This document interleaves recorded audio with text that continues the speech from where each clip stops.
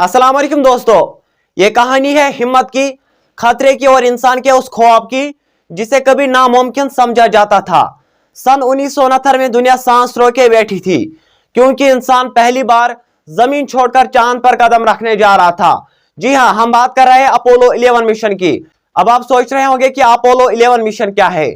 बचपन से हम सुनते आ रहे हैं कि चांद पर पहला कदम नील आर्मस्ट्रांग ने रखा, तो हम यह कह सकते हैं कि यह वो मिशन है जिस मिशन के जरिए नील आर्मस्ट्रांग, या यूं भी कह सकते हैं कि इंसान ने पहली बार चांद पर कदम रखा था। आज की इस वीडियो में हम सिंपल अल्फाज में इस अपोलो 11 मिशन के बारे में जानेंगे। तो चलिए आज का वीडियो शुरू करते हैं। अमेरिका की खलाई एजेंसी नासा ने अपोलो 11 मिशन भेजा। 16 जुलाई 1969 को एक देव हैकर रॉकेट खला की तरफ बुलंद हुआ जिसमें 3 इंसान सवार थे, नील आर्मस्ट्रांग, बज एल्ड्रिन और माइकल कॉलिन्स। ये लोग सिर्फ सफर ही नहीं कर रहे थे बल्कि अपनी जान भी हथेली पर रखकर जा रहे थे, क्योंकि खला में न हवा है, न आवाज, न जिंदगी का कोई सहारा। हर चीज मशीनों के रहम करम पर थी।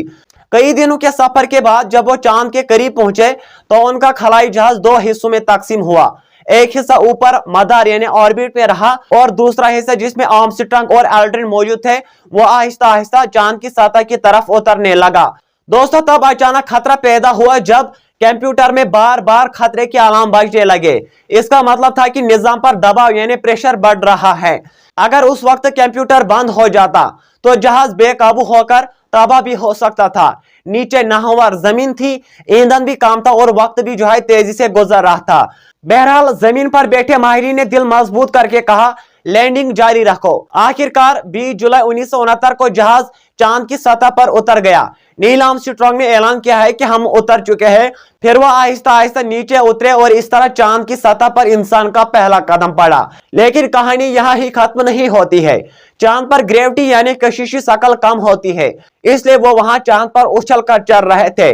उन्होंने वहां झंडा भी लगाया, तस्वीर भी बनाई और मिट्टी के कुछ नमूने भी जमा किए।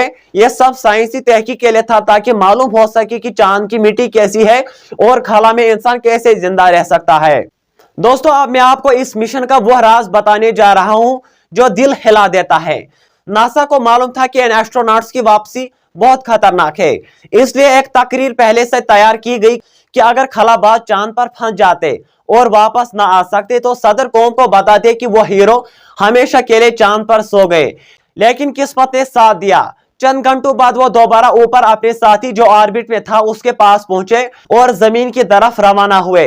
फाइनली 24 जुलाई 1969 को वो समंदर में उतरे, वो भी जिंदा, महफूज और तारीख का हिस्सा बनकर। दोस्तों, ये अमेरिका की ही कामयाबी नहीं है बल्कि ये पूरी इंसानियत की जीत है।